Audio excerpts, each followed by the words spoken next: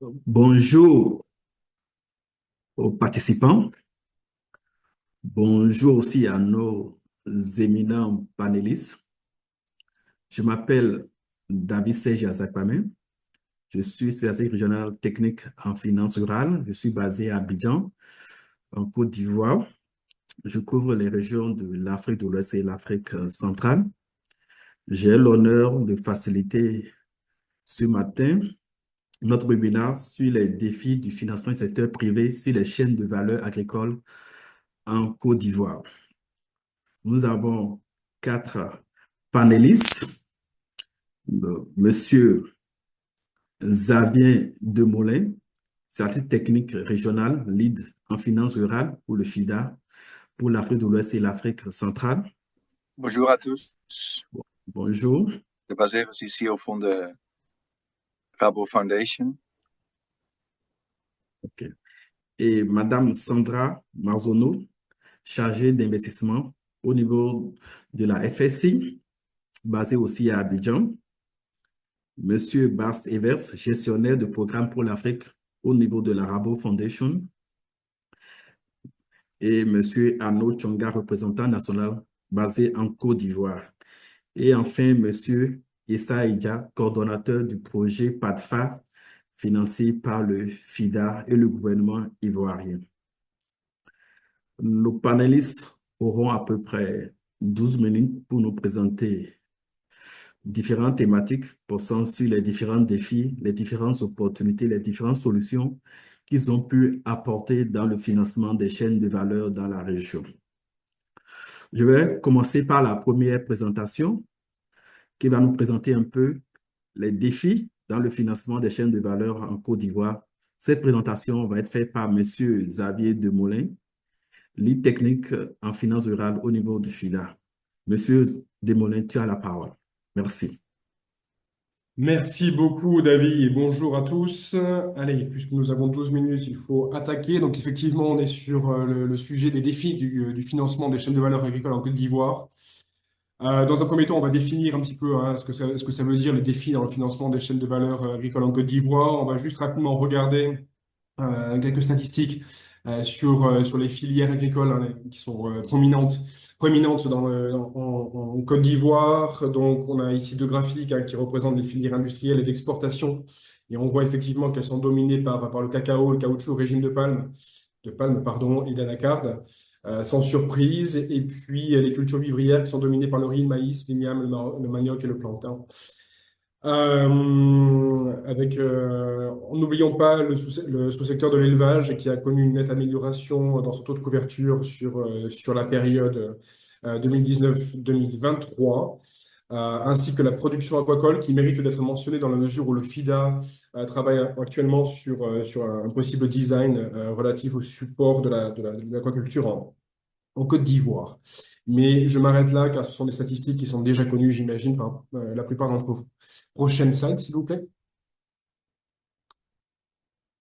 Donc rapidement, là aussi, on a voulu faire un petit rappel des catégories d'entreprises de la chaîne de valeur. Hein.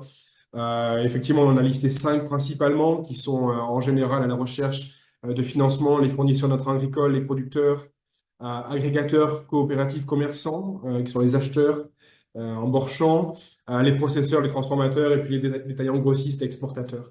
À droite, on a un petit peu listé les besoins en termes de services financiers. On ne s'est pas uniquement focalisé sur les besoins en termes d'accès au crédit, mais comme on le sait de manière globale, ce sont des acteurs qui ont besoin d'un package de services financiers, que ce soit en termes de fonds de roulement à court terme ou à moyen terme. À court terme, pour différentes raisons, pour financer la production, pour les producteurs, ou bien pour l'achat de produits, pour les agrégateurs ou les transformateurs.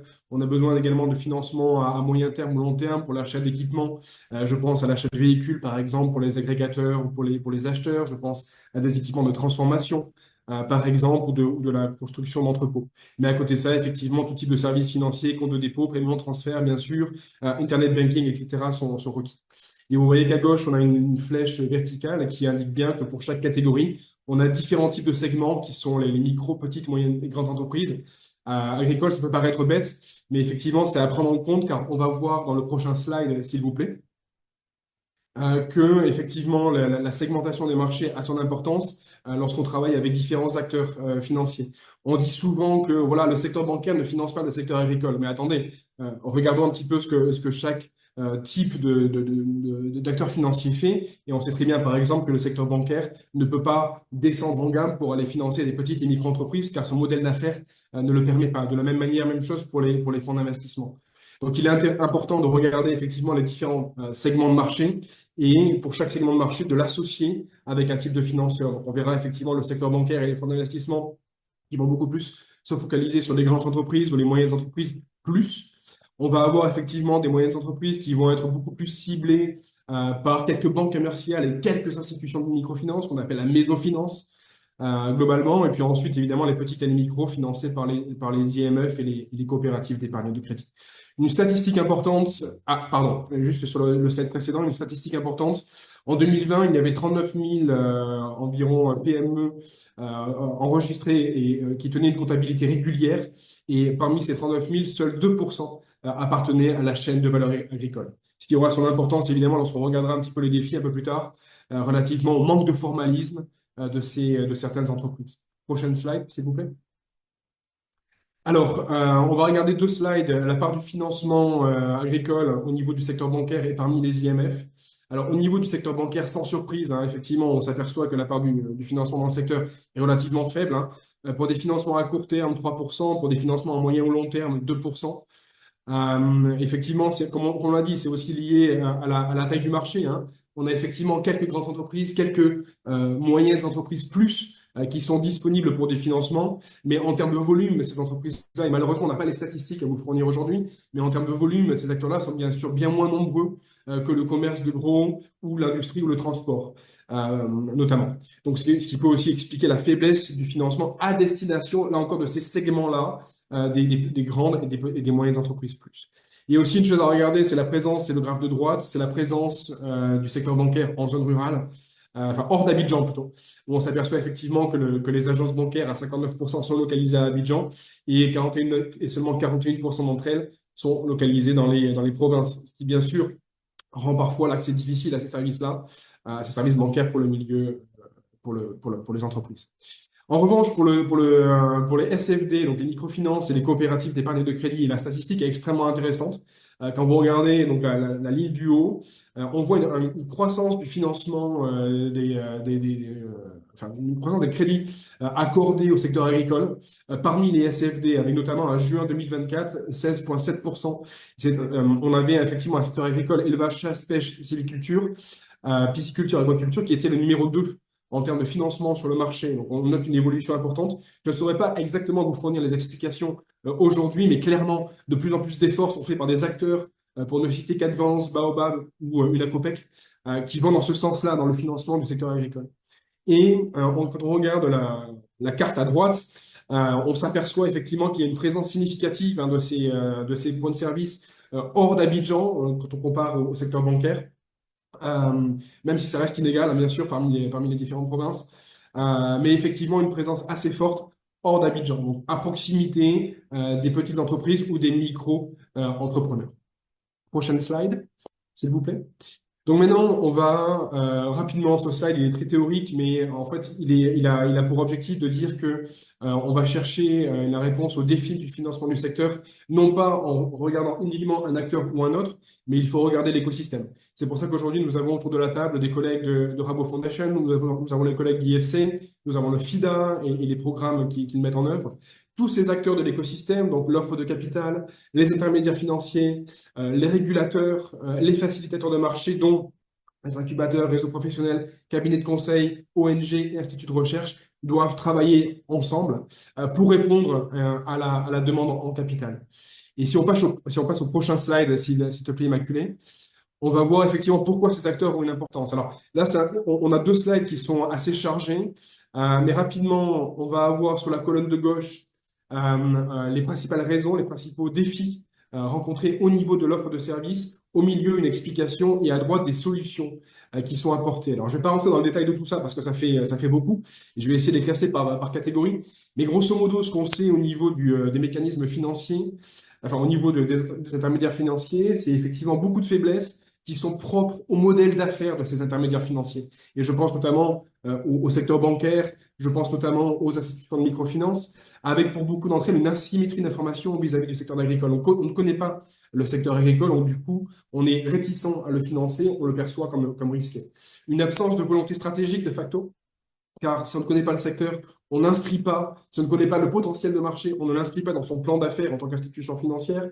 Donc, de facto, on ne va pas développer derrière une proposition de valeur adaptée, on ne va pas travailler sur l'ajustement des outils d'analyse des risques et sur les procédures, on ne va pas investir dans les réseaux de distribution, donc hors d'Abidjan ou en zone rurale, parce que c'est coûteux.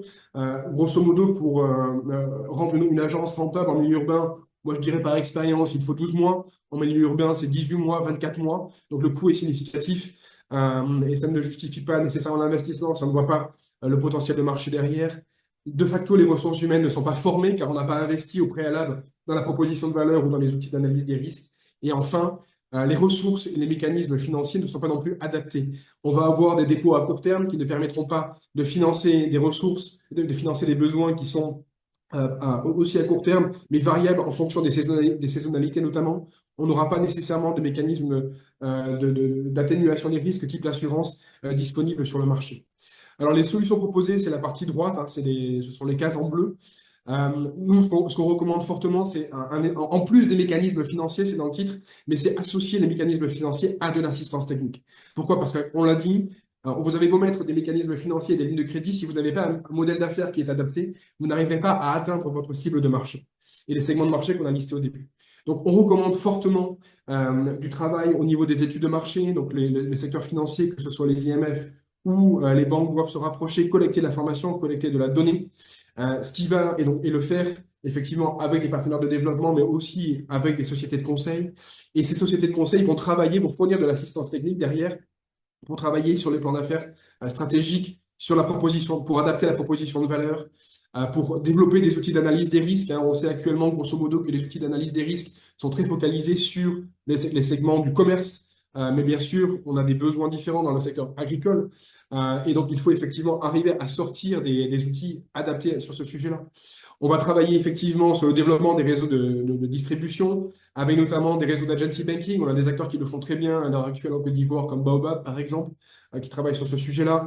Des partenariats avec des opérateurs de mobile money. Beaucoup d'IMF travaillent avec Orange Money, travaillent avec MTN, par exemple, pour se rapprocher et fournir des services qui ne sont pas uniquement du crédit. Et on a également la digitalisation des outils d'analyse. Effectivement, avoir un agent de crédit qui va pouvoir aller sur le terrain, parler à des producteurs en milieu rural et saisir l'information directement sur une tablette, par exemple, connectée en ligne, connectée avec le système d'information, permettra de faciliter la démarche. Mais ça requiert des investissements et ça requiert un changement au niveau du modèle d'affaires.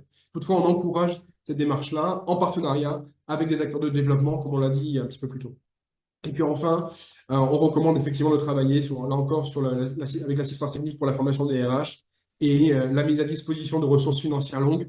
Mais je ne m'attarde pas là-dessus parce que je pense que mes collègues de Rabo ou de IFC vont discuter du sujet. Prochaine slide, s'il te plaît, Immaculée.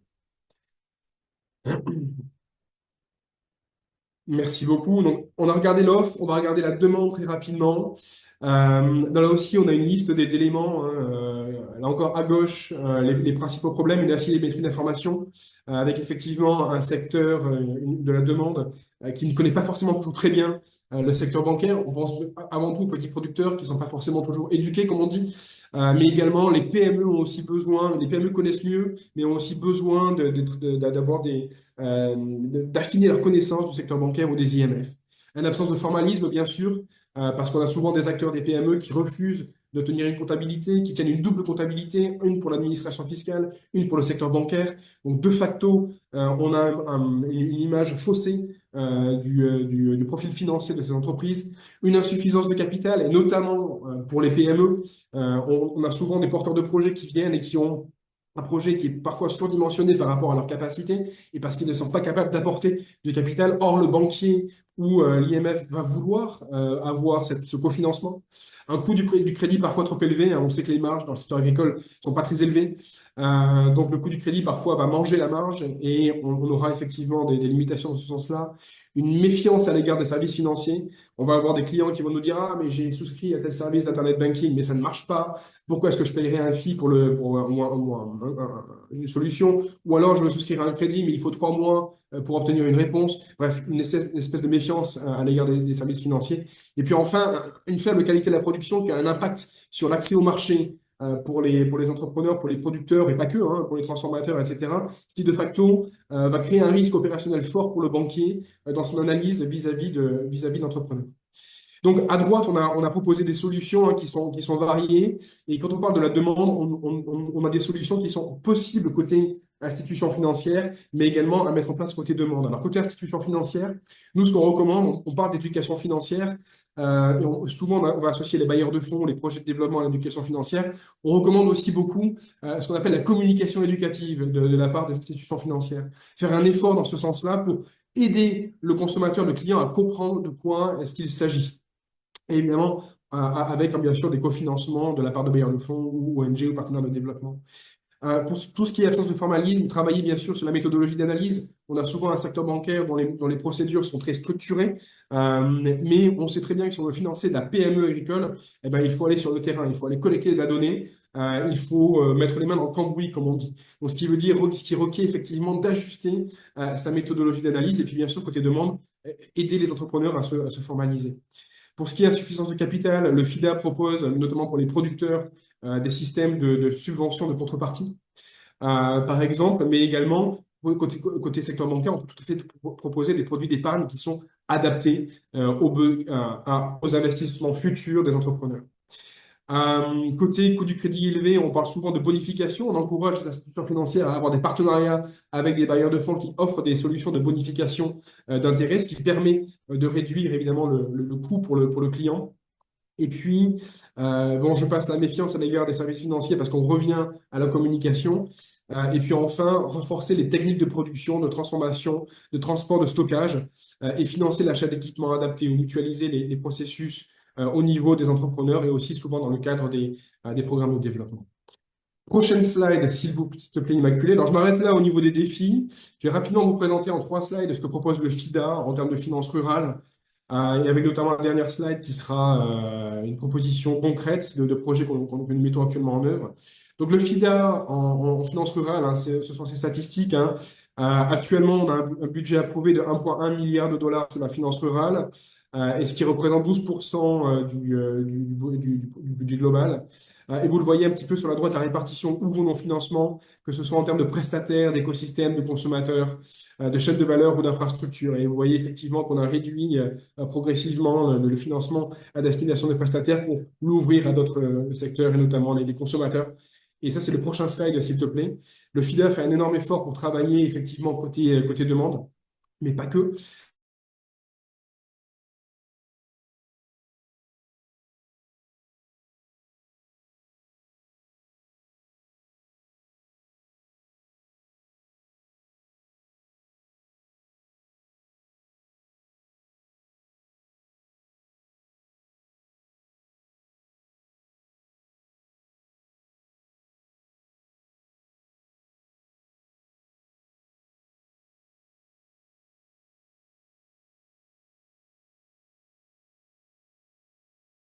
Excusez-moi, j'ai eu un souci. Apparemment, on a eu des problèmes de connexion, hein, je crois.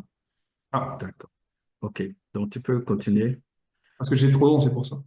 Oui, Ah, désolé. Non, c'est presque pardon. Alors la là, fin.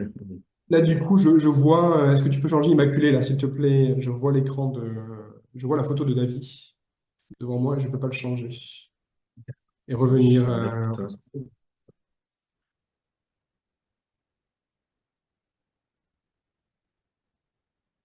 Oui, une seconde. Je pense qu'on a eu un souci d'internet. Ouais. Oui, oui. La technologie. Mais tout ça pour dire effectivement que au niveau du FIDA, on va chercher effectivement à se focaliser, effectivement, on l'a dit, sur l'humain, répondre à avoir une proposition de valeur adaptée, aux cibles de marché. On va travailler effectivement sur, juste le slide d'avant, s'il te plaît, Immaculé, sur une proposition de services adaptés aux besoins des institutions financières. Et enfin, évidemment, on va travailler sur l'environnement des affaires. Et le dernier slide, s'il te plaît. Voilà, qui est un exemple de solution proposée par le FIDA. Donc, nous mettons actuellement en place un programme IGREENFIN, Inclusive Green Finance Program, en partenariat avec le GCF, Green Climate Fund, dont l'objectif est de mettre à disposition à la fois des financements. Donc, on a une ligne de crédit de 74 millions d'euros partagée sur 5 pays de l'Afrique de l'Ouest, hein, donc la Côte d'Ivoire, bien sûr, en premier, c'est pour ça qu'on en parle, le Sénégal, le Ghana, le Burkina Faso et le Mali, avec donc cette ligne de financement à travers, bien sûr, les gouvernements partenaires, hein, c'est ce que fait le FIDA, qui va ensuite mettre ces lignes à disposition des banques nationales de développement. En Côte d'Ivoire, ce sera la BNI. Et ensuite, la BNI mettra à disposition cette ligne à destination soit des systèmes financiers décentralisés qui travailleront en direct avec la clientèle et les segments cibles, ou alors la BNI, en fonction des segments de marché, rappelez-vous de la pyramide du début, va travailler avec des clients plus corporate ou PME+. Et donc, on parle de ligne de crédit. Et ensuite, ce qui est important, et je reviens là-dessus parce que j'ai beaucoup insisté dans ma présentation, c'est l'assistance technique. Parce qu'on sait qu'un acteur comme la BNI va devoir adapter son modèle d'affaires, ses procédures, ses outils d'analyse, sa proposition de valeur aux différents segments de marché. Et donc, cette assistance technique va appuyer la BNI, mais également les IMF partenaires de la BNI, pardon, mais également les segments de marché qui seront ciblés. Voilà. Je m'arrête là. J'étais un peu plus long que prévu. Désolé pour cela. Merci beaucoup de m'avoir écouté. Je passe la main à toi, David. Ok, merci Xavier pour ta brillante présentation. Déjà, Xavier a présenté un peu l'état des lieux du financement des chaînes de valeur en Côte d'Ivoire, un peu aussi les défis auxquels les acteurs font face. Et il a aussi énuméré quelques solutions qui sont apportées. Il a présenté aussi l'offre et la demande en termes de financement des services dans la région, dans le pays. Aussi, puis, pour finir, nous a présenté quand même certains investissements en financement comme une Greenfield, déjà qui se fait par le FIDA, notamment en Côte d'Ivoire et dans la région. Sans plus tarder, je vais passer la parole à Sandra Mazzano, chargée d'investissement au niveau de FC, du groupe de la Banque mondiale, qui va nous présenter les opportunités de financement dans le secteur agroalimentaire ivoirien. Sandra, tu as la parole. Merci. Merci à tous. Merci beaucoup, David. Je vois que nous sommes une cinquantaine de personnes aujourd'hui. Je me réjouis de l'enthousiasme autour du secteur agroalimentaire. Donc, sans plus tarder, je vais commencer la présentation d'AFC. Peut-être commencer par une présentation de qui nous sommes. Moi, je suis donc chargée d'investissement basée à Abidjan. Je couvre le secteur agroalimentaire. Donc, AFC fait partie du groupe de la Banque mondiale. Nous sommes notés AAA, nous sommes une institution de financement, en fait la plus grande institution de financement au monde dédiée au secteur privé, présente sur tous les continents, mais avec un focus de plus en plus marqué sur l'Afrique en raison du potentiel et des challenges en termes de développement aussi. Peut-être passer à la slide suivante, s'il te plaît, Immaculée. Donc, notre ADN, principalement, l'AFC, c'est vraiment une entité du groupe Banque mondiale dédiée au secteur privé. Notre ADN, c'est vraiment le financement, donc l'investissement, la mobilisation de capitaux auprès d'autres banques. Comme l'a dit Monsieur Desmoulins, nous sommes vraiment un acteur dans l'écosystème financier. Et nous avons donc du coup investi à peu près 14 milliards de dollars en Afrique dans l'exercice 2024, donc qui se terminait au 30 juin 2024. Donc vraiment une activité clé pour nous qui est l'activité de financement. Une activité, je dirais, un peu secondaire, mais qui prend de l'importance, qui est une activité de service conseil aux entreprises, principalement tournée autour de l'expertise climatique et environnementale et sociale, qui bien souvent accompagne nos financements. Donc, je dirais qu'ici, nous avons un rôle un peu complémentaire avec les banques commerciales, type Ecobank, par exemple, ou d'autres, qui sont aussi très actifs dans le financement d'entreprises ivoiriennes. Mais ici, je dirais qu'une de nos valeurs ajoutées, c'est vraiment le conseil aux entreprises pour élever en fait les standards environnementaux, sociaux ou gestion du risque climatique. Et enfin, nous avons un troisième pilier de nos activités qui est plutôt autour des réformes structurelles. Donc là, nous travaillons aussi bien avec les États qui eux-mêmes sont actionnaires de la Banque mondiale et donc de l'IFC sur voilà, les différentes réformes structurelles autour du pays et ensuite comment impliquer les acteurs du secteur privé dans le changement et l'évolution du pays. Slide suivante, s'il te plaît.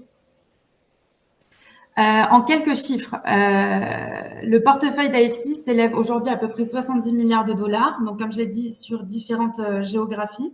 Sur ces 70 milliards de dollars, il y a à peu près 1 milliard, 1,5 milliard qui est dédié au financement agroalimentaire en Afrique. Donc, ça peut paraître faible en fait au regard du portefeuille total, mais ça reflète aussi les challenges du financement du secteur. Mais on reste quand même un acteur clé avec quand même entre 1 et 1,5 milliard de dollars de portefeuille sur la région dans le secteur agroalimentaire. Voilà, donc je dirais ça. Après, en termes pour vous donner un peu une idée, donc ça c'est principalement sur le secteur agroalimentaire, mais historiquement, c'est vrai que l'Afrique représente à peu près 25% des engagements d'AFC chaque année. Donc vraiment une géographie clé. Slide suivante, s'il te plaît.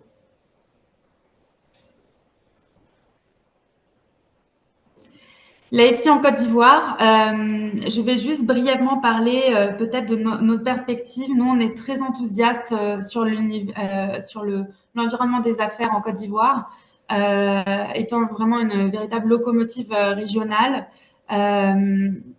Une économie donc principalement dominée, mais aussi diversifiée, mais dominée par le secteur agricole, avec à peu près 60% des emplois liés en fait à ce secteur. Donc bien évidemment, c'est un secteur absolument principal pour nous, qui étant vraiment acteur dans le développement économique du pays et ce de manière soutenable.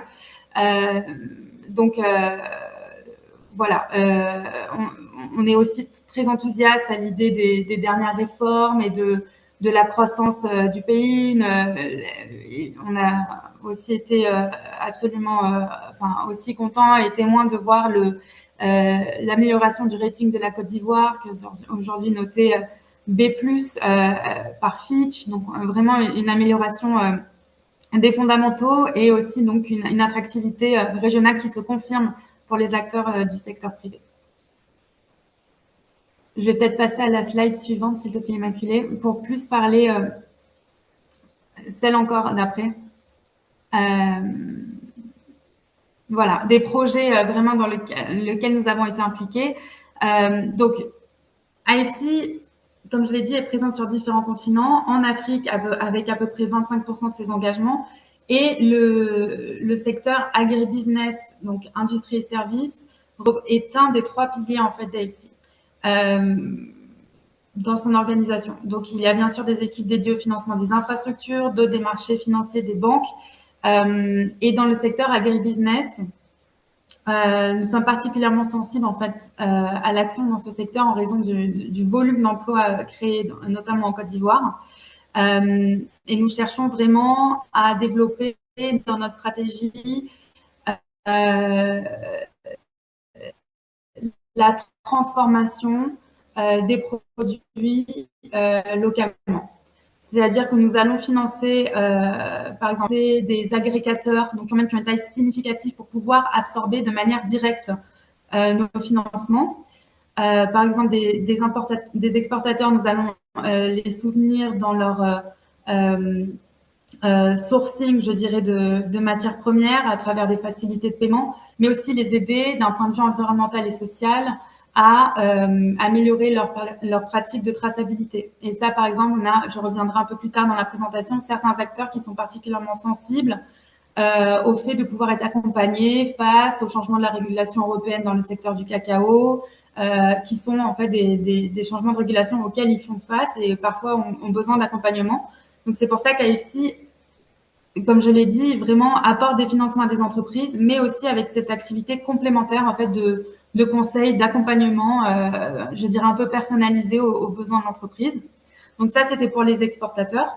Maintenant, pour tout ce qui est transformation, c'est quelque chose qu'on essaie aussi vraiment de pousser. Donc par exemple, pour rester dans le secteur du cacao, bien sûr, nous sommes présents dans toutes à peu près toutes les commodités cultivées en Côte d'Ivoire, à la fois soit via l'accompagnement en conseil, soit en financement.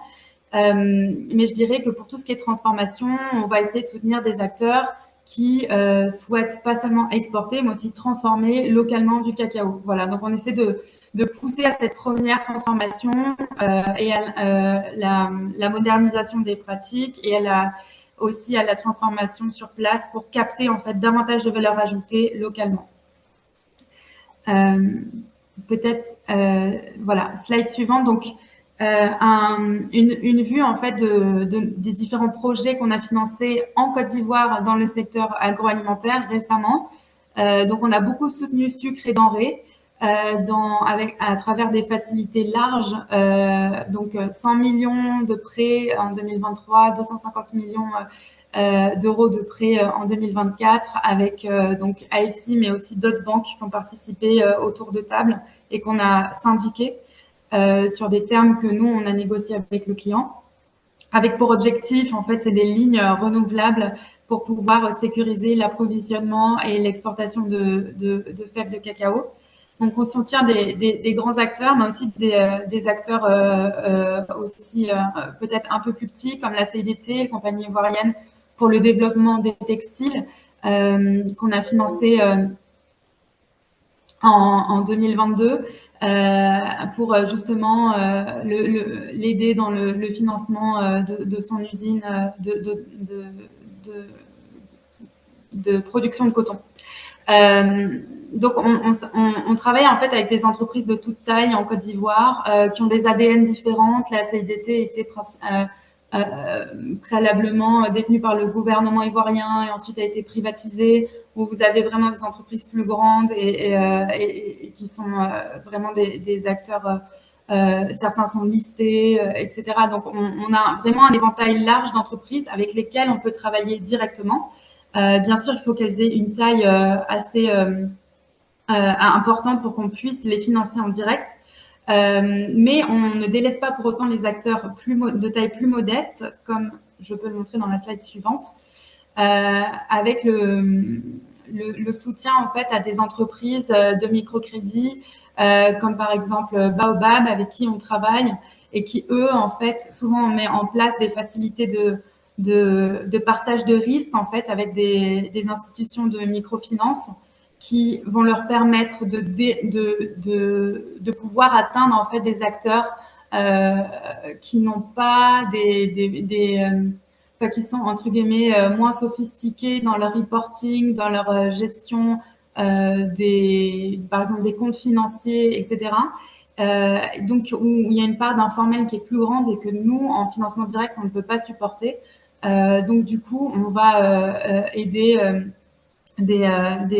soutenir des institutions bancaires et de microfinance pour qu'elles puissent atteindre des acteurs plus petits. Voilà, je voulais vous remercier. J'ai été, je pense, assez succincte, mais je serais ravie de répondre à vos questions éventuelles par la suite. Merci. OK. Merci, Sandra, pour ta présentation. Je crois que tu es restée dans les temps. Parfait. Donc, tu nous as présenté un peu l'AFC, un peu, déjà qui est la principale institution du financeur privé dans le monde, avec un volume d'investissement d'à peu près plus de 14 milliards de dollars. C'est impressionnant. Déjà, tu nous as présenté un peu les opérations en Côte d'Ivoire, notamment avec la sucrerie de denrées et aussi avec la CIDT, et aussi un peu les partenariats avec les institutions financières comme Baobab pour dérisser un peu les investissements et avoir plus d'impact auprès de vos bénéficiaires. On va passer à la troisième présentation. Je vais passer la parole à l'équipe de Rabo Foundation, Monsieur Bas Sever, gestionnaire de programme pour l'Afrique, et aussi à Arnaud Tchonga qui va nous faire une présentation sur les solutions financières pour soutenir la culture ivoirienne. Donc, vous avez la parole pour à peu près 13 minutes. Merci. Merci beaucoup, Davy. Et d'abord, je tiens à remercier le FIDA pour cette invitation d'aujourd'hui sur un sujet qui est au cœur de notre mission en Côte d'Ivoire. Je travaille comme gestionnaire de programme à l'Afrique au sein de la Rabo Foundation, qui est la branche spécialisée de l'investissement de l'impact pour Rabobank. Et le Rabobank, c'est une banque coopérative néerlandaise et une des plus grandes banques en termes de agricole et alimentaire du monde. Nous sommes spécialisés en termes de prêteurs d'impact dans la mission d'investir et développer les opportunités pour des petits producteurs agricoles. Et je gère un portefeuille non seulement au Côte d'Ivoire, mais aussi au Ghana, et Rwanda et la Tanzanie.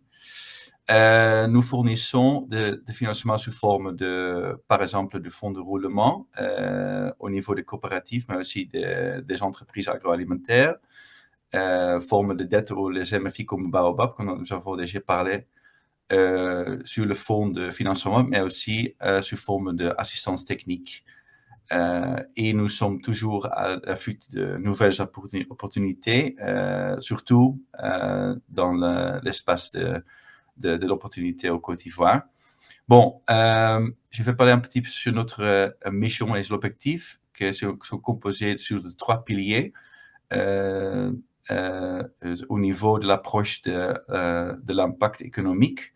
Il y a toujours une opportunité en termes de l'accès au marché, au financement. Et nous cherchons des solutions pour atténuer et s'adapter à le changement climatique aussi en termes de l'impact environnemental, surtout sous forme de bonnes pratiques au le sujet de l'agri intelligente face au climat surtout. Et le dernier pilier, c'est-à-dire au niveau de l'approche de l'impact social, mais c'est-à-dire que toujours notre intervention et notre programme, c'est lié au renforcer la chaîne de valeur par atténuer une meilleure connexion pour ces petits agriculteurs au marché, mais aussi pour étendre des meilleurs prix ou des meilleurs revenus en par an. Prochaine slide, s'il vous plaît. Et c'est en termes de, on peut dire, le méga force, que c'est notre objectif et programme, c'est autour de renforcer en termes de transition agroalimentaire, mais aussi en termes de transition vers une société plus inclusive. Prochaine slide, s'il vous plaît.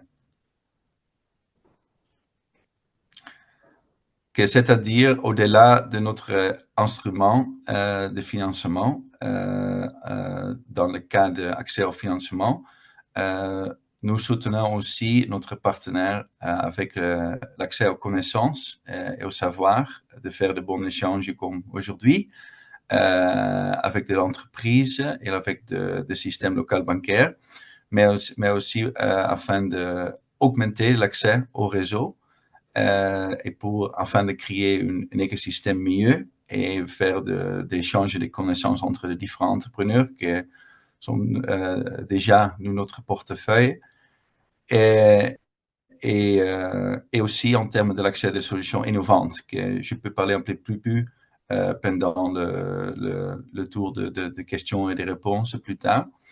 Mais je pense que pour le moment, c'est tout en termes de notre objectif et notre mission. Et je voudrais passer la parole à mon collègue Arnaud pour la prochaine slide. Merci. Okay, merci Abbas. Je suis Arnaud Tchonia, je suis le country lead en Côte d'Ivoire. Je vais prendre la parole pour vous présenter la Fondation Rabobank en bref. Là, vous avez quelques chiffres clés. Ces chiffres clés font ressortir, par exemple, notre présence dans 23 pays dans le monde. Et vous pouvez constater, par exemple, sur cette slide qui est divisée en 3 parties, à gauche, vous avez une carte avec nos différentes représentations. Au milieu, vous avez quelques chiffres clés qui portent sur Rabo Foundation. Et puis à droite, vous avez quelques chiffres clés qui portent sur une autre entité sœur au sein du groupe Rabobank qu'on appelle Rabo Rural Fund, qui partagent plus ou moins les mêmes objectifs en termes de fonds de financement d'impact, mais adressent des segments, on va dire, de maturité différente. Donc, nous travaillons, Rabo Foundation travaille avec à peu près 397 organisations dans le monde et nous avons réussi à toucher, avec nos interventions, plus de 2,5 millions de petits exploitants agricoles. Et bien sûr, la fondation est fondée depuis 1974. Elle est très jeune par rapport à Rabobank elle-même qui existe depuis plus de 126, 127 ans. Prochaine slide, s'il vous plaît.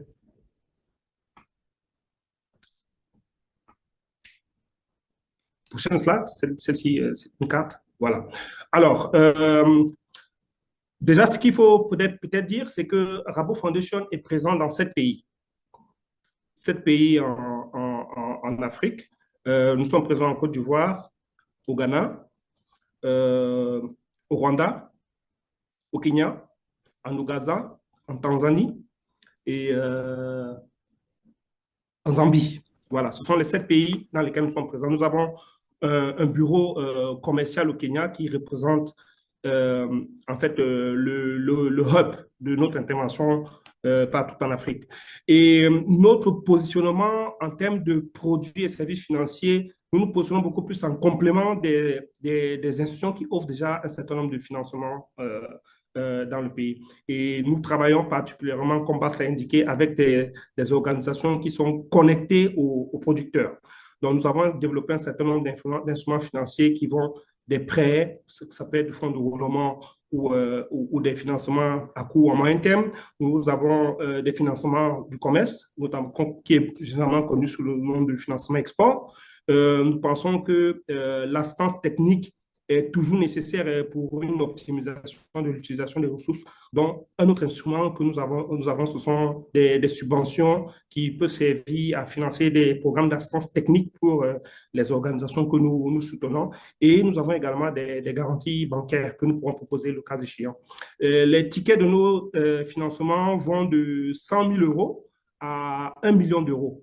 Il faut préciser que Rabo Rural Fund, qui est un département consoeur à Rabo Foundation, offre des tickets de financement qui vont de 1 million d'euros à 3 millions d'euros.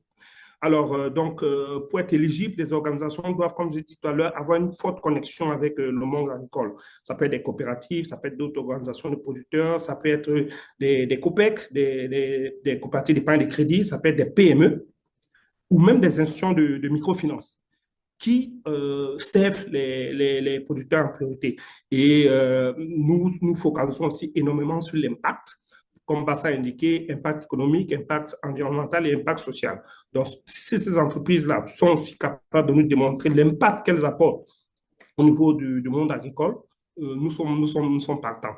Et la spécificité de Rabo Foundation, c'est que nous intervenons généralement comme des premiers prêteurs. Nous intervenons généralement dans le cadre de l'accompagnement, on va dire, à un stade précoce de certaines organisations. Donc, nous couplons cela avec l'assistance technique et nous sommes généralement, bien qu'une organisation basée aux Pays-Bas, nous fournissons des financements en euros, en USD et même en monnaie locale. Prochaine slide.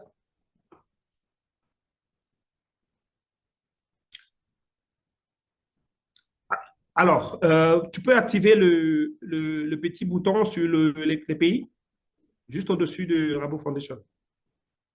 Voilà, parfait. Donc là, c'est notre intervention en Afrique. Nous positionnons en Afrique comme un partenaire vraiment de développement fiable pour le développement de l'agriculture paysanne.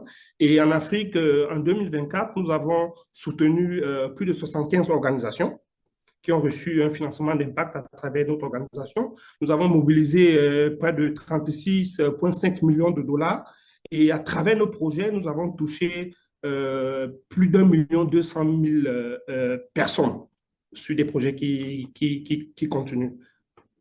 Donc, je ne sais pas si je pouvais passer la parole à Bas après les prochaines slides. Prochaine slide, s'il vous plaît. Je voulais juste succinctement présenter notre équipe et Bas va intervenir pour la suite. Alors, notre équipe en Afrique est large, elle est internationale, elle est multiculturelle et multidisciplinaire.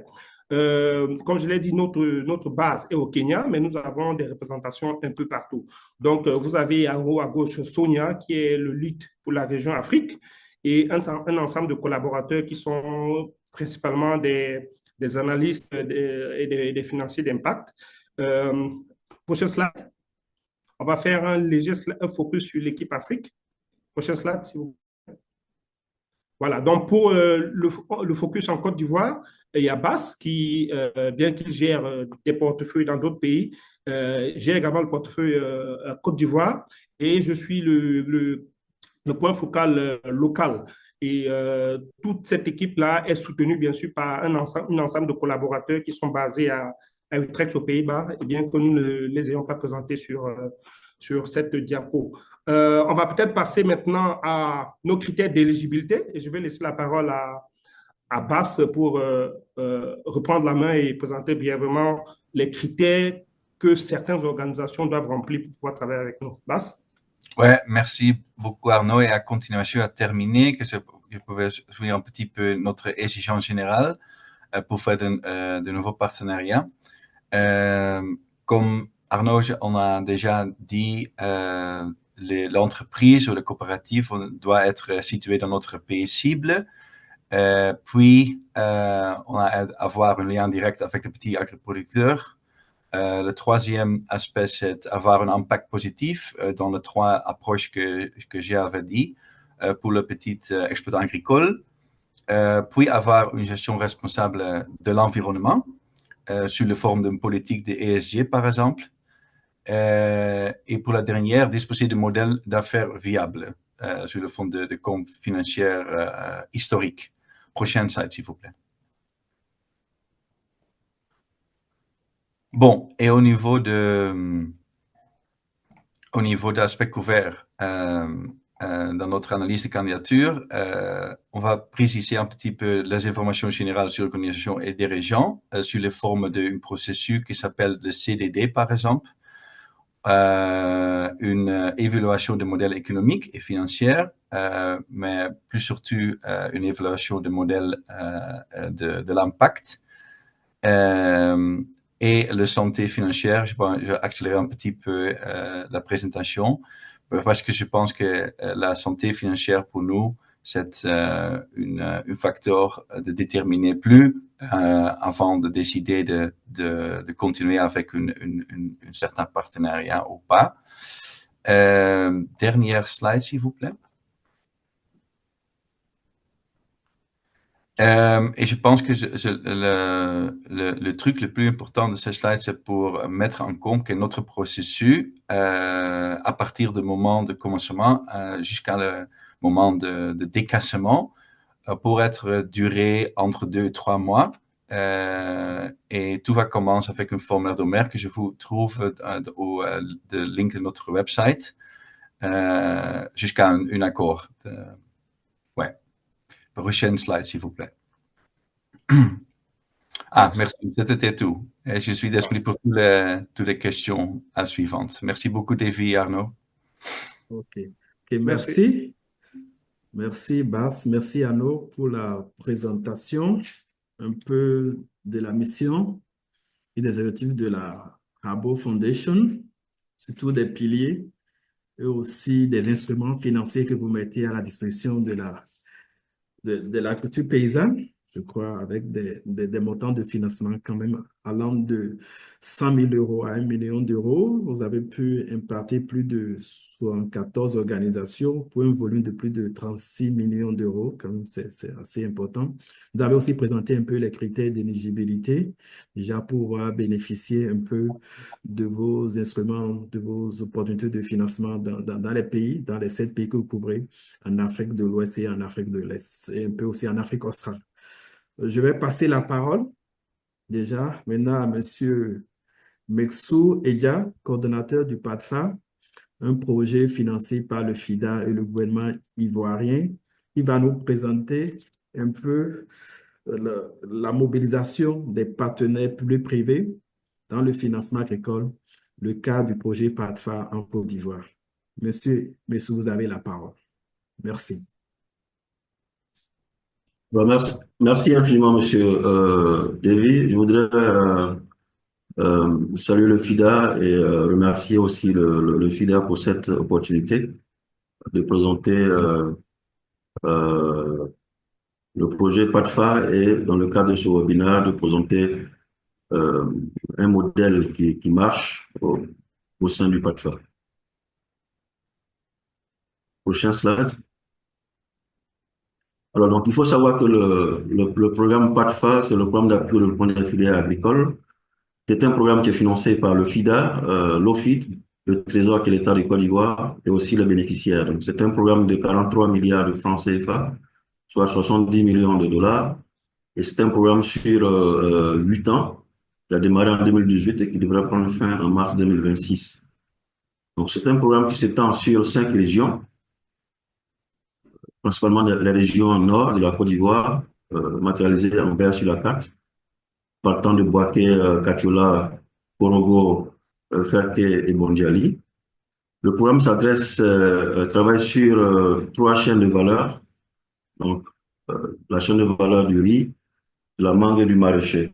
Donc nous accompagnons l'ensemble des acteurs, que ce soit OPA ou transformateurs, sur la production et sur la transformation, ainsi que sur la commercialisation. Donc l'objectif premier de ce programme, c'est de contribuer à la réduction de la pauvreté rurale, évidemment, et de stimuler la croissance économique dans ces 5 régions que je viens de citer.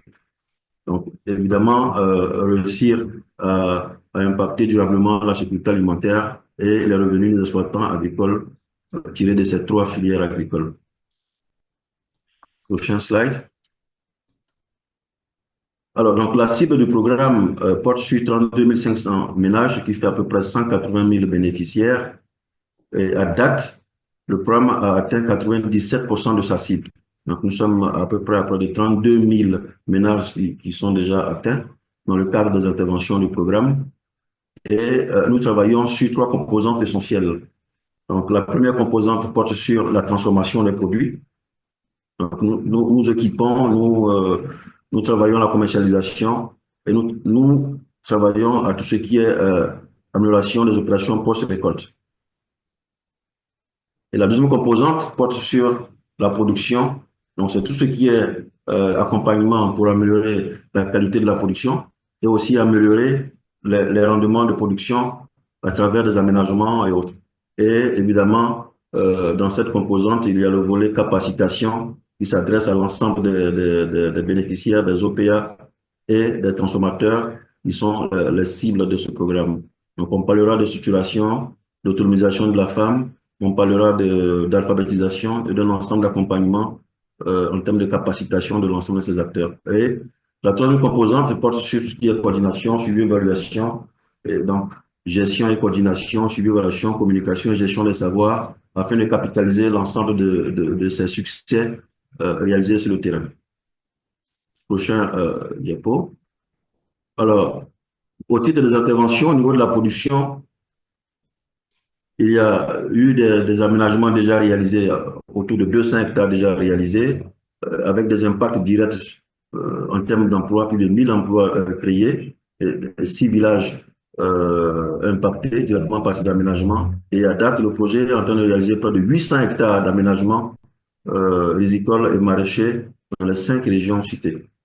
Donc, au terme de ce travail, c'est près de 7500 tonnes de riz qui seront récoltés sur ces sites aménagés. Donc, et toujours au titre de la production, il y a eu de larges programmes conduits déjà dans le riz pour près d'1,6 milliard, qui a touché près de 5000 bénéficiaires et a permis d'emblaver près de 4300 hectares.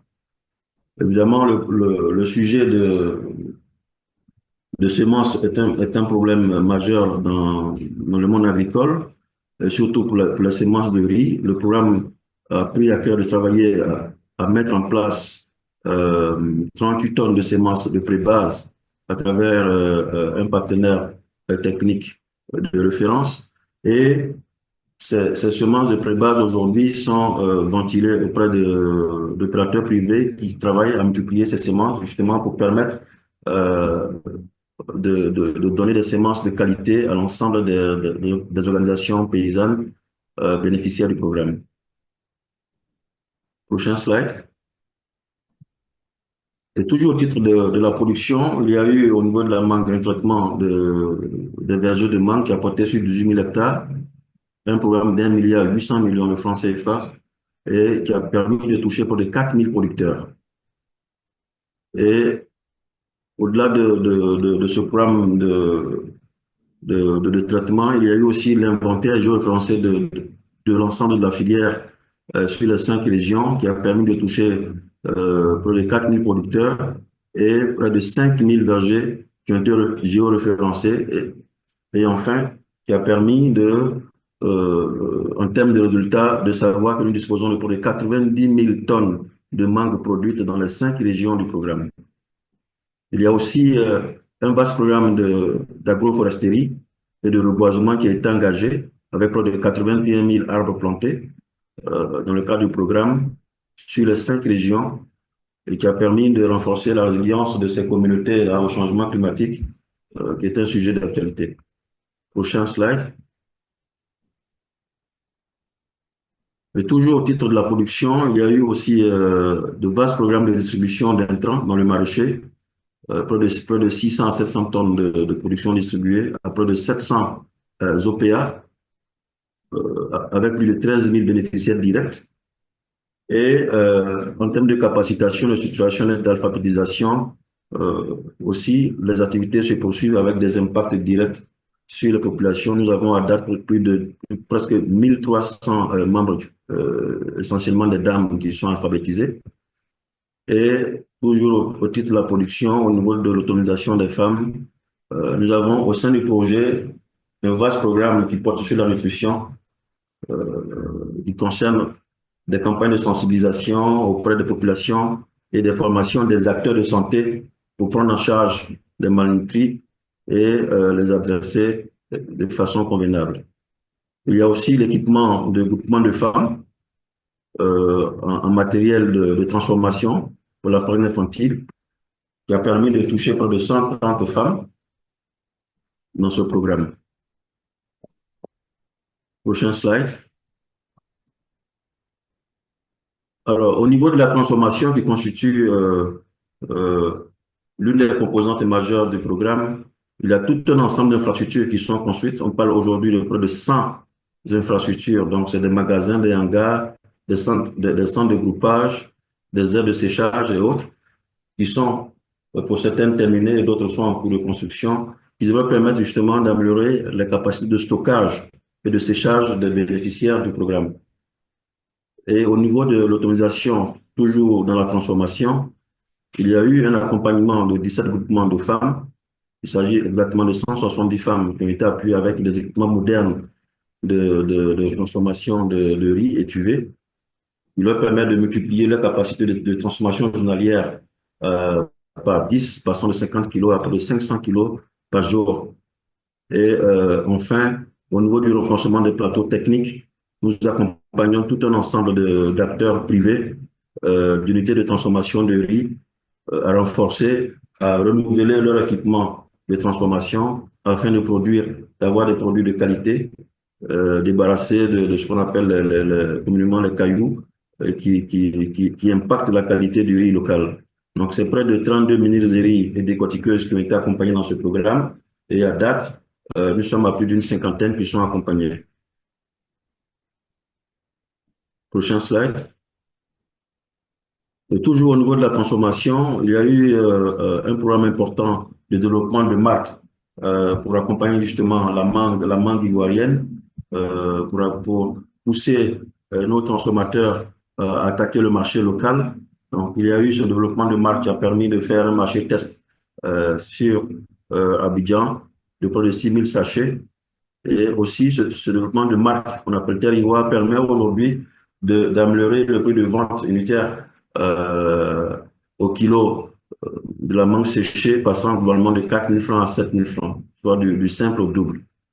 Et l'une des initiatives dont je vais vous parler un peu devant, il s'agit de la centrale d'achat qui a été mise en place justement pour apporter une réponse un ensemble de problématiques se posent à la filière, notamment les pertes post-récolte, les capacités de production, de transformation et d'accès au marché.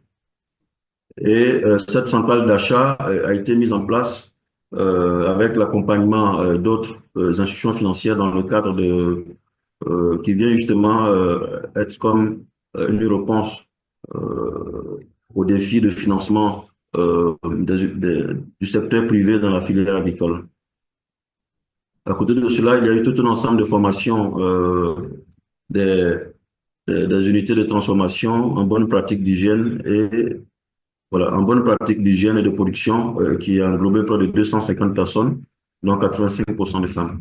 Donc voici résumé rapidement un aperçu des interventions du programme avec des impacts directs visibles sur le terrain qui aujourd'hui sont salués par certains acteurs de la filière. Prochain slide.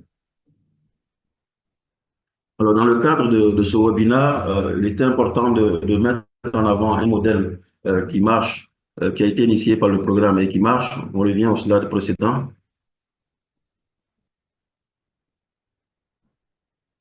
Alors, dans ce modèle qui marche, nous allons rapidement présenter les objectifs de ce modèle et pourquoi est-ce que nous avons mis ce modèle en place avec ce privé, les investissements qui ont été engagés dans le cadre de ce modèle, le fonctionnement de ce modèle et finalement les impacts de ce modèle, que ce soit au niveau des bénéficiaires directs des petits producteurs, que ce soit au niveau de la communauté, que ce soit au niveau des autres acteurs de la chaîne de valeur autour de ce privé qui a bénéficié de cet accompagnement. Alors, prochain slide. Alors, en termes d'objectifs, l'objectif premier, parce que la stratégie du programme et du FIDA de façon générale, c'est de s'adresser aux petits producteurs, c'est d'accompagner directement les petits producteurs. Donc là, c'est tout à fait innovant de changer de stratégie et au final d'atteindre l'objectif qui est recherché. Donc, dans ce modèle, nous ne nous adressons pas directement aux petits producteurs, nous nous adressons à un privé et nous capacitons ce privé en termes d'équipement, en termes de formation, pour lui permettre justement d'adresser et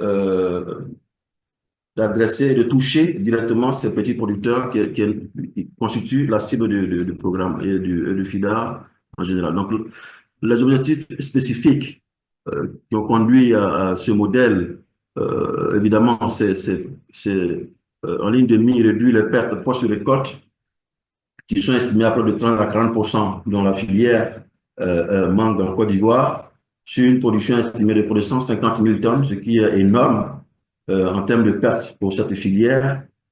Et un deuxième objectif, c'est de renforcer les capacités de production et de transformation de l'agrégateur privé que nous accompagnons et aussi des unités de transformation détenues par les OPA derrière. Donc, ceci par un meilleur encadrement à la production, aux bonnes pratiques de production, ceci par des formations à l'optimisation des équipements, notamment les séchoirs, et aussi accroître la commercialisation de la mangue séchée via cet agrégateur. Et un dernier point spécifique des objectifs qui ont conduit à ce modèle, c'est de renforcer les capacités d'exploitation, justement pour un meilleur accès au marché, que ce soit local ou international. Donc, ceci est passé par un appui aux bonnes pratiques d'hygiène et de production, passé par un diagnostic de l'unité de séchage pour un certain nombre de certifications, notamment HACCP, et aussi par un appui de la promotion locale de produits séchés. Prochain slide. Donc, en termes d'investissement, on parle de 645 000 $ investis, dont 35% pour le projet, pour le PATFA, et 65% pour le promoteur,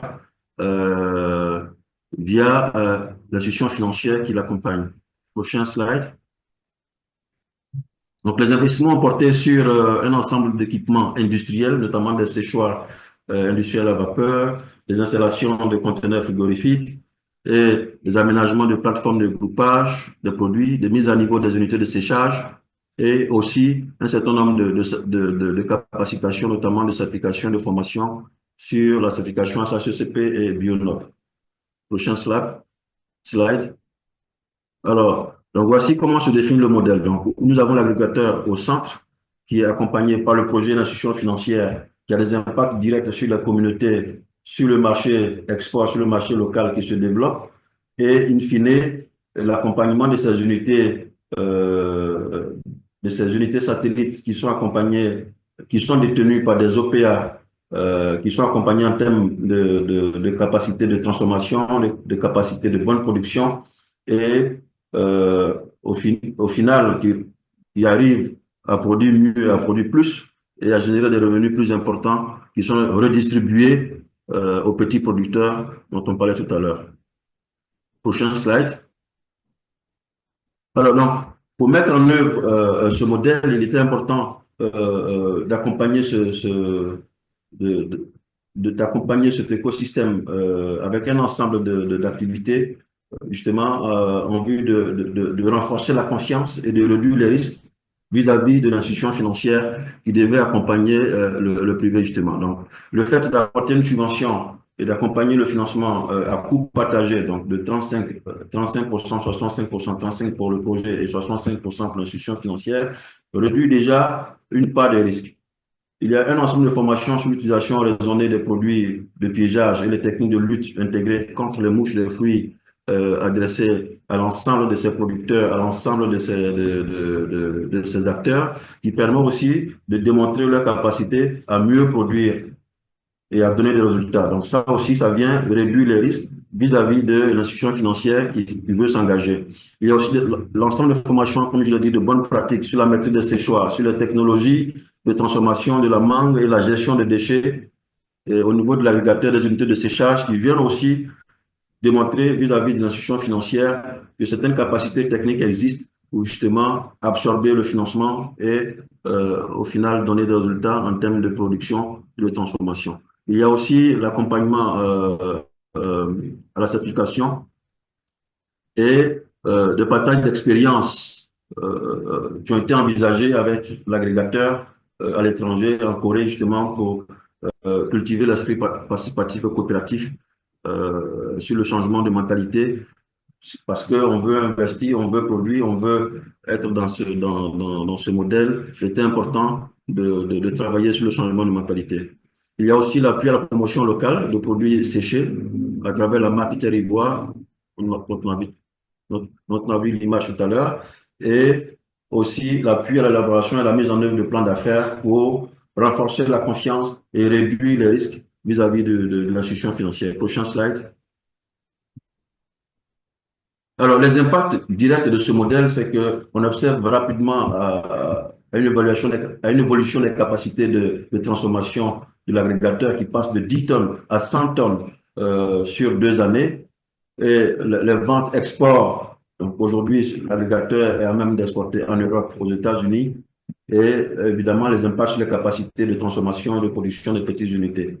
Et aussi, aujourd'hui, nous avons des unités qui sont certifiées et avec des séchoirs qui produisent avec leur pleine capacité. Je peux vous dire que cet agrégateur a reçu le prix d'excellence du chef de l'État pour ses capacités de transformation et son impact dans la région. Prochain slide. Alors, on va terminer par ce slide. Donc, évidemment, tout ce modèle mis ensemble et les bons résultats que ça génère, ça permet d'améliorer le revenu des petits producteurs qui étaient la cible de base du projet. Évidemment, des créations d'emplois, on parle de près de 150 emplois directs qui ont été créés à travers ce modèle et près de 300 emplois indirects qui sont générés pendant la pleine campagne.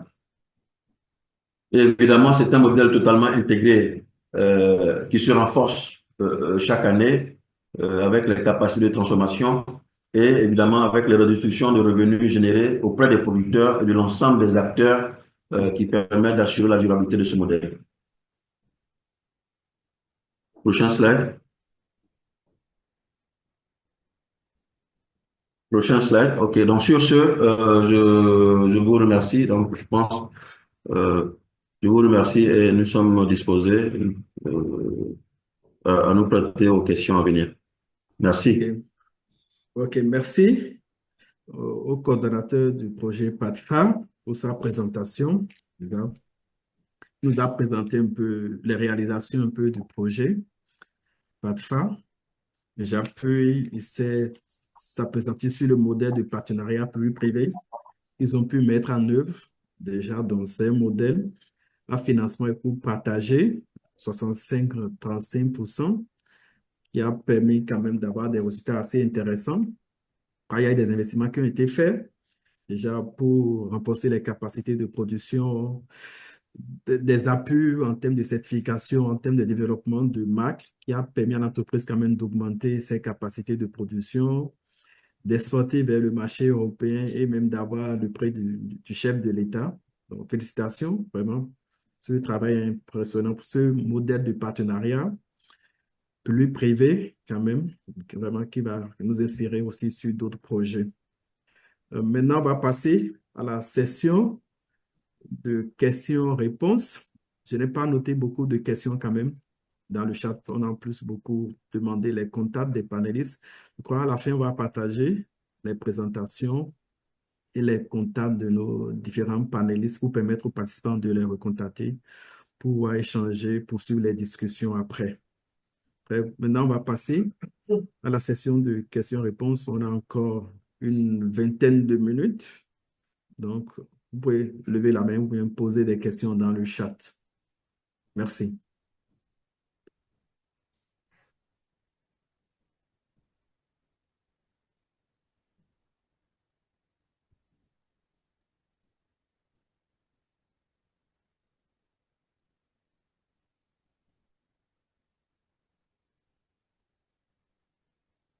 Oui, monsieur, il y a monsieur Silla Mohamed qui voulait poser une question pour Rabo Foundation. Vous avez la parole. Monsieur Mahamadou Silla.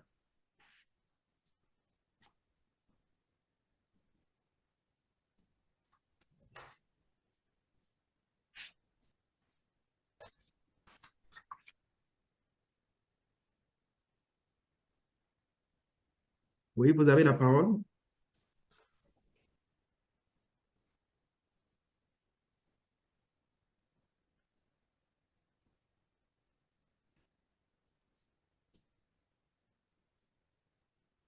Apparemment, monsieur Silla ne nous reçoit pas. Pardon. Monsieur Mahamadou Silla.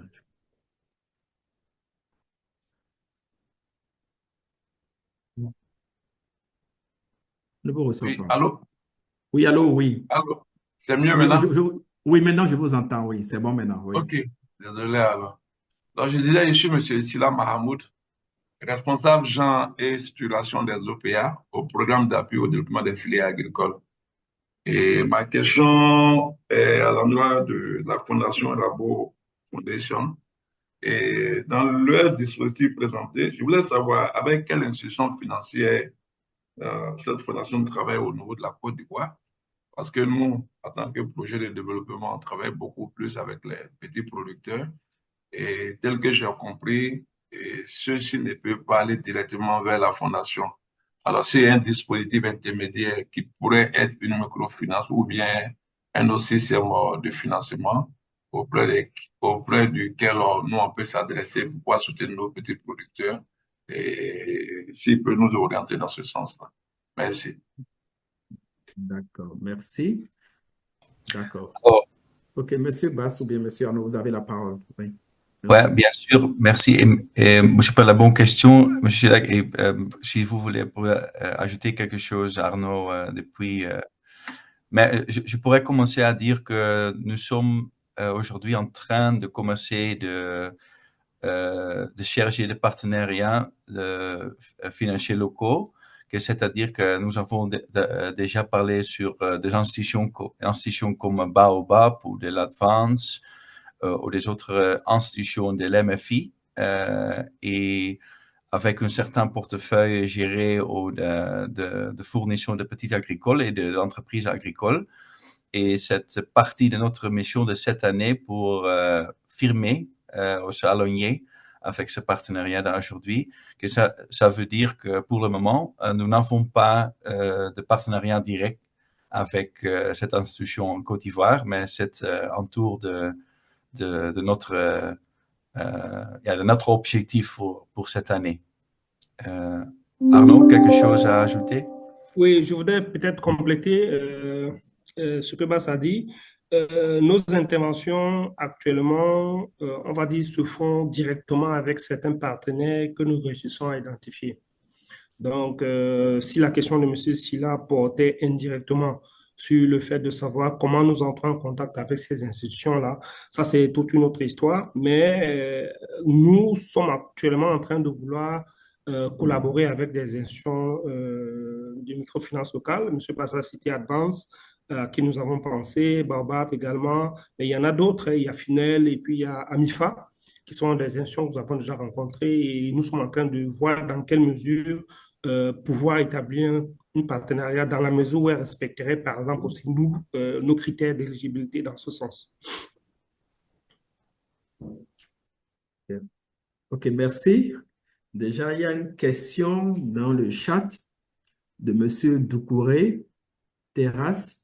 Est-ce qu'il existe des canaux par lesquels les ONG qui militent pour la souveraineté alimentaire et la protection de l'environnement peuvent passer pour obtenir des financements pour des projets de déploiement en Côte d'Ivoire? Donc, ça, c'est une question peut-être pour Rabo, peut-être pour FC et peut-être aussi pour le FIDA. Qui veut prendre la parole? Est-ce qu'il existe des canaux par lesquels les ONG qui militent pour la souveraineté alimentaire et la protection de l'environnement peuvent passer pour soutenir des financements pour des projets de déploiement en Côte d'Ivoire? Oui, Je dirais Sandra? que, en ce qui concerne la FC, nous ne finançons pas des ONG, nous finançons uniquement le secteur privé. Donc, je dirais que nous n'allons pas être le bon interlocuteur. Si dans le programme de financement envisagé par l'ONG, il y a des acteurs privés qui ont une taille significative, c'est-à-dire, pour vous donner un ordre de grandeur, à peu près minimum en chiffre d'affaires, 200 millions de dollars de chiffre d'affaires, dans ce cas-là, vous pouvez tout à fait, vous avez mon contact, me transférer leur demande parce que peut-être qu'ils seraient plutôt éligibles à un prêt en direct qu'à un prêt de la part de l'ONG envers cette institution. En revanche, pour le financement direct d'ONG, nous n'allons pas être le bon interlocuteur. Donc, je vais peut-être laisser les copanélistes répondre ou d'autres personnes. Merci. Merci Sandra. Moi, je peux dire un mot peut-être pour le FIDA, David. Ok. Oui, merci. Xavier. Ouais, alors nous, en termes de modèle, on l'a dit tout à l'heure, hein, le FIDA travaille sur la base de partenariats avec le gouvernement ivoirien. Donc, dans ce cadre-là, en fait, le FIDA et le gouvernement ivoirien ont développé un cadre stratégique à partir duquel plusieurs programmes sont designés et puis progressivement validés et mis en œuvre. Et dans le cadre de ces programmes, ensuite, nous avons une certaine gouvernance et notamment des unités de gestion de projet. Donc, je pense que c'était un petit peu présenté par le PATFA tout à l'heure. Et ces unités de gestion de projet ensuite travaillent avec différents prestataires de services et partenaires. Et c'est dans ce cadre-là ensuite que, effectivement, sur la base d'appels d'offres publics, hein, que les unités de projet peuvent recruter des partenaires tels que des ONG. Voilà, donc ça veut dire que voilà, moi j'encouragerais effectivement notamment les ONG et autres bureaux qui souhaitent travailler avec le FIDA de regarder un petit peu ce qui sort au niveau FIDA et les différents appels d'offres au niveau de la Côte d'Ivoire qui iraient dans le sens de ce type de partenariat. Voilà, merci. Merci Xavier. Je ne sais pas si Rabo Foundation Alors, peut intervenir aussi sur cette Ouais. question. Oui. non, je pense que Ah, ok. Messou, oui, tu peux intervenir, oui. donc ce que Xavier dit, c'est tout à fait juste. Donc, nous sommes des programmes de mise en œuvre des accords de financement entre l'État et le FIDA. Donc, nos cibles sont déjà prédéfinies. Dans le cadre du programme, ce sont les OPA, les organisations paysannes, ce sont les privés transformateurs dans les 3 filières. Et concernant les ONG qui interviennent dans ces filières, nous n'avons pas de financement direct. Ils peuvent intervenir dans le cadre des projets, dans le cadre d'appels d'offres, où ces jeunes peuvent postuler. Évidemment, si elles sont attributaires, euh, avoir pas de financement, pas de subvention, mais elles sont attributaires à exécuter ces marchés dans le cadre de ces marchés pour lesquels ces jeunes sont attributaires. Si, Oui, et dans monsieur notre Christian. cas, peut-être en réponse bref, Oui, oui. au sein de la Fondation Rabo, je pense que c'est une réponse similaire à la réponse de Madame Manzano, que nous ne sommes pas ouverts à le financement directement à l'ONG, mais il existe des partenariats au niveau d'entreprises agriculteurs qui veulent, par exemple, améliorer de gouvernance ou de certification ou de bonnes pratiques au niveau de agriculture intelligente, qu'on a besoin d'une certaine intervention au nom d'une ONG locale. Et dans ce type d'intervention, oui, existe des formes d'assistance technique au niveau de l'ONG, mais ça correspond directement à un investissement au niveau de coopératif ou de l'entreprise agroalimentaire. Donc, il y a d'autres questions dans le chat. Il y a une question pour FC. On demande, pour le secteur privé, est-ce que FC finance aussi des projets à stade d'idée? Par contre, avec des acteurs qui ont fait des projets de transformation ailleurs déjà. Je ne sais pas si Sandra pourra répondre à cette question de Julia. J'ai pas bien compris. Est-ce que AFC finance des entreprises? Finance des projets à stade d'idée. C'est des Ah, à idées stade d'idée, d'abord, d'accord. d'idées, oui. Alors, je suis pas sûre d'avoir bien compris la formule, mais si j'ai bien compris, donc si c'est une idée de projet, c'est-à-dire vous n'êtes pas encore Non, pas encore comme peut-être qu'il a un plan 100% sûr, d'affaires en fait. ou bien oui, Voilà, il n'a vous pas êtes encore au stade de commencé. la demande, il vous manque des éléments, vous voulez brainstormer, donc échanger avec quelqu'un qui a déjà fait du financement de projet et voir quelles considérations améliorer, etc., ou être accompagné par l'AFC au stade d'idée, c'est possible. On a des équipes, donc déjà, moi, je suis disponible, je suis à Abidjan et je peux échanger avec vous. Sinon, on a des équipes dédiées, donc on appelle upstream, donc qui vont en fait échanger et en fait voir quels sont les besoins d'un projet. Ou par exemple, il y a certaines personnes, certains porteurs de projets qui ont un projet de, je sais pas, non, telle commodité, veut faire du cacao, des BA, etc. Ils ont déjà de l'expérience dans ce secteur-là ou dans le secteur agroalimentaire. Et leur projet est tangible, mais il n'est pas vraiment 100% abouti. Dans ce cas-là, généralement, c'est des gens qui ont besoin d'être accompagnés par soit l'AFC, soit faire une étude de faisabilité sur des thèmes très, très spécifiques.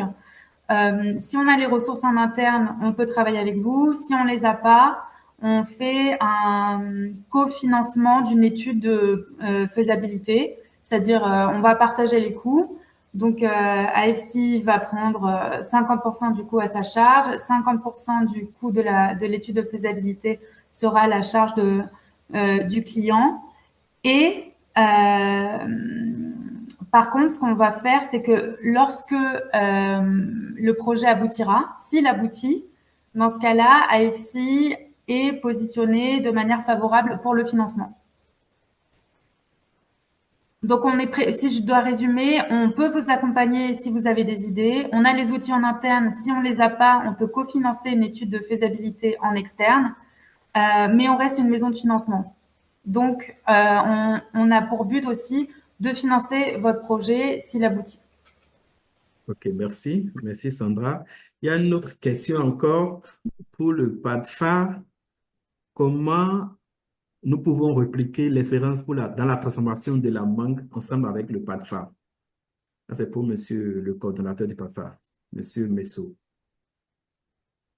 Alors, donc au niveau de la même, nous avons tout un ensemble d'initiatives. Comme je le dis, au niveau de la transformation, on a développé un modèle On veut répliquer ce modèle avec un autre agrégateur pour cette année.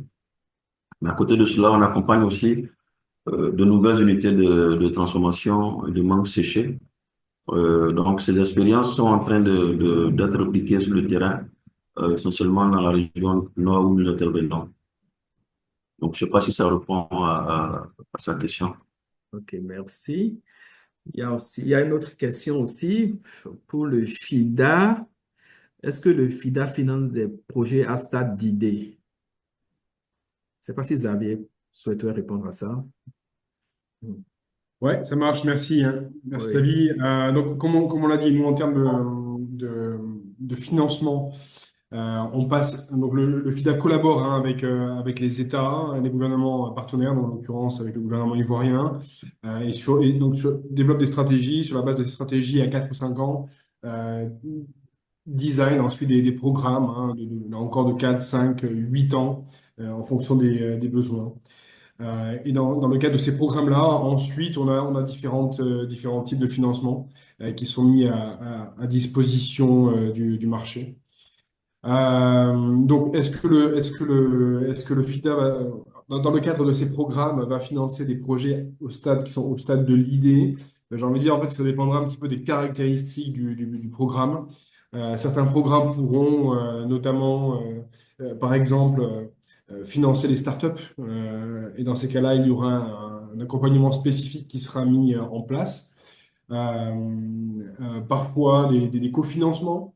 On a des programmes où effectivement on a accompagné d'abord des petits producteurs ou des petites entreprises dans le développement de leur entreprise pendant 6 mois, un an, puis mis à disposition ensuite ce qu'on appelle des subventions de contrepartie qui ensuite associées à des crédits permettaient à l'entrepreneur de financer son projet.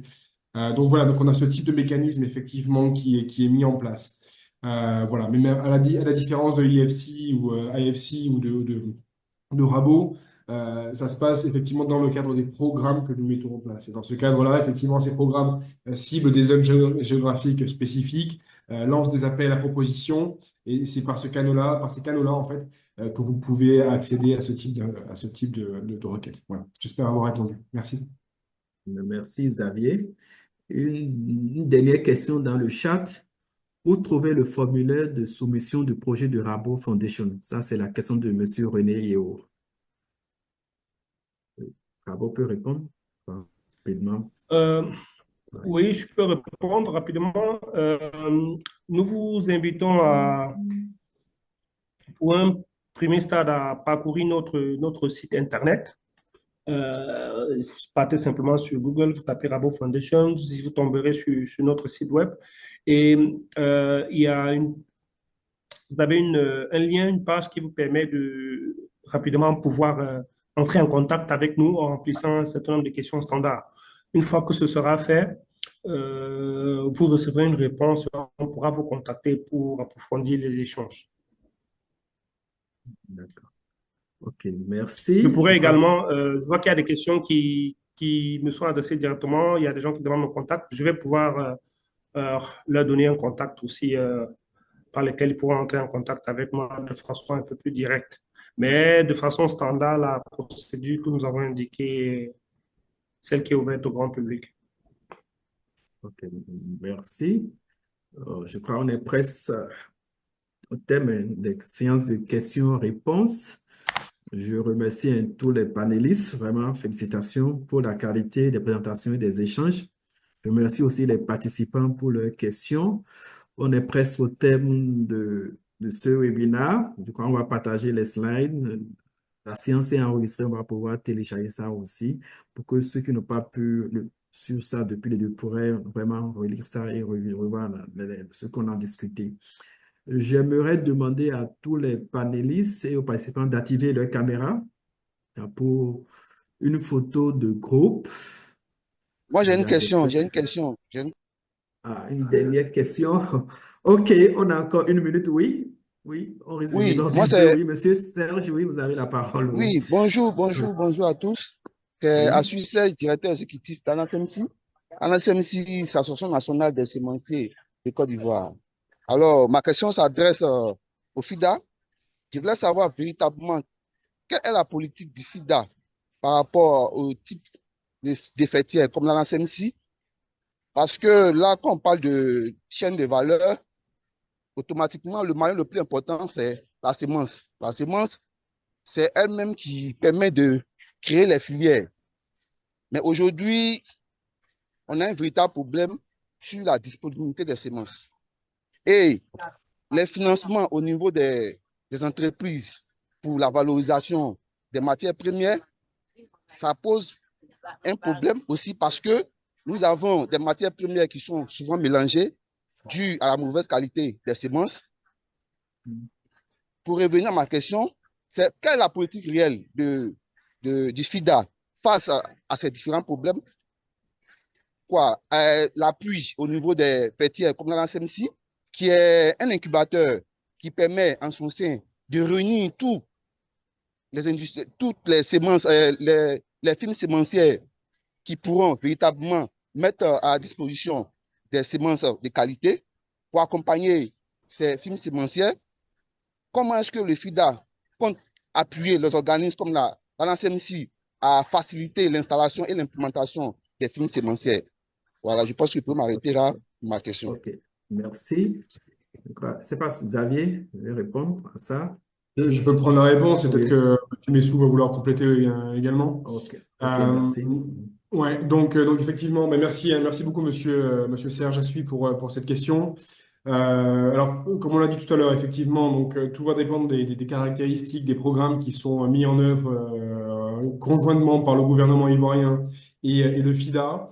Effectivement, beaucoup de nos programmes travaillent sur la chaîne de valeur, bien sûr, sur l'appui aux organisations paysannes. Bon,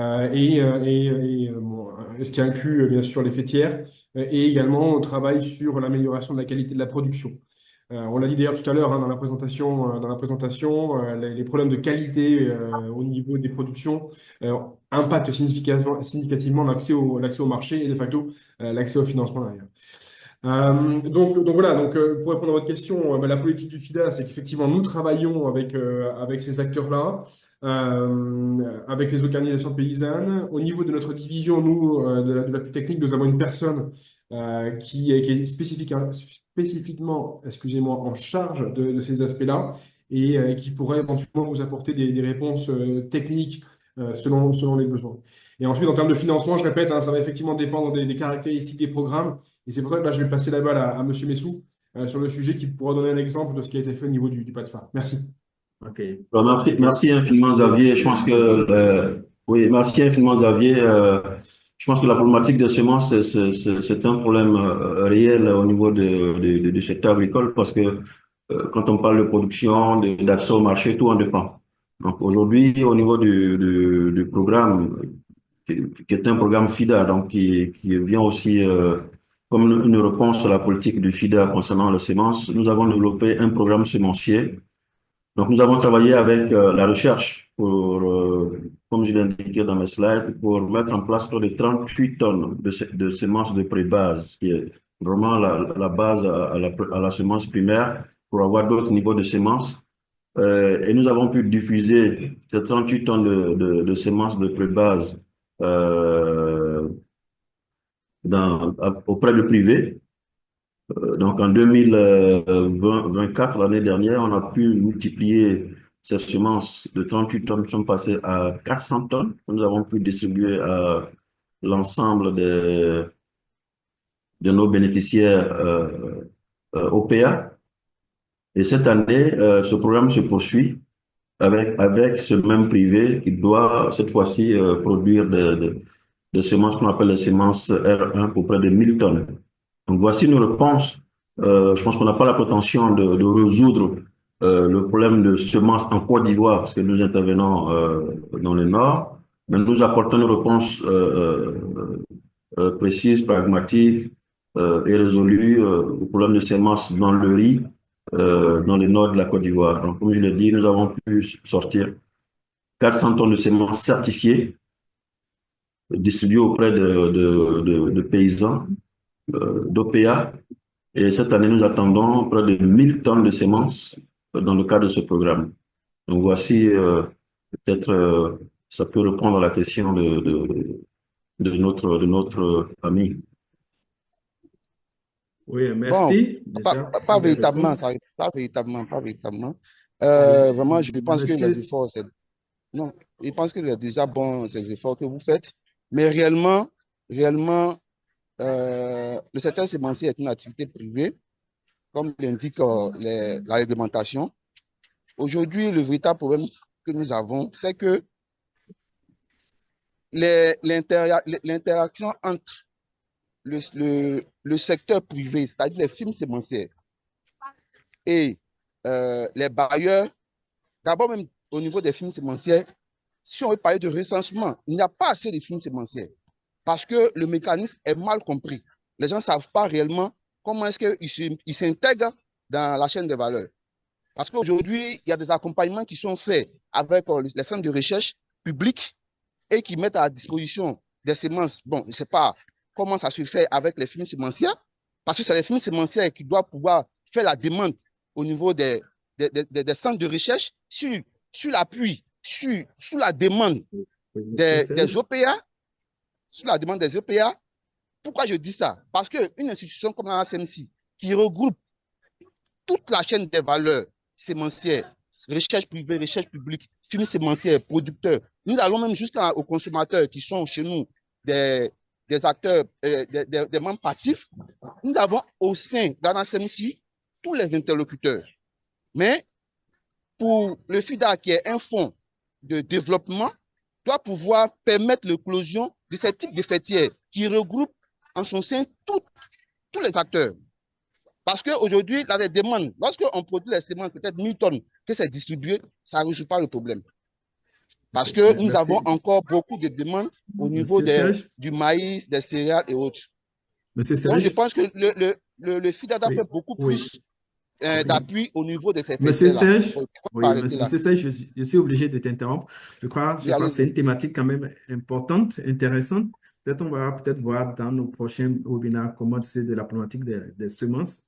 Je vous conseillerais de vous rapprocher aussi quand même de la coordination du projet PATFA pour discuter avec vous. Absolument. Donc, vous pourrez vous rapprocher de nous. Au niveau de la Côte d'Ivoire, ça va être intéressant. Donc, on est au thème de ce webinaire. Je disais tantôt déjà pour prendre une photo quand même de famille, demander à tout le monde d'activer son Monsieur David, je pense que vous contrôlez la caméra. Oui. Ah bon, c'est pas toute la plénitude du contrôle. Peut-être que c'est un back-office. Immaculé, peut-être d'activer les caméras. Immaculé, tu peux désactiver peut-être pour que tout le monde puisse activer la caméra, pour qu'on puisse prendre la photo de groupe. Et conclure définitivement ce webinaire. Je remercie tout le monde pour sa participation. L'échange était très bonne. J'espère que quelqu'un a pu tirer un enseignement quand même de ce webinaire et on espère vous retrouver à la prochaine et aura lieu bientôt. Okay, au revoir. Merci beaucoup, Davy et toute l'équipe pour la bonne coordination. Et à la suivante. Merci, bye bye. Merci infiniment, Immaculé. Merci. Voilà. Bye bye, oui. Merci à tous, au revoir. Au revoir. Merci à vous et au revoir. À bientôt. Au revoir. Bye bye.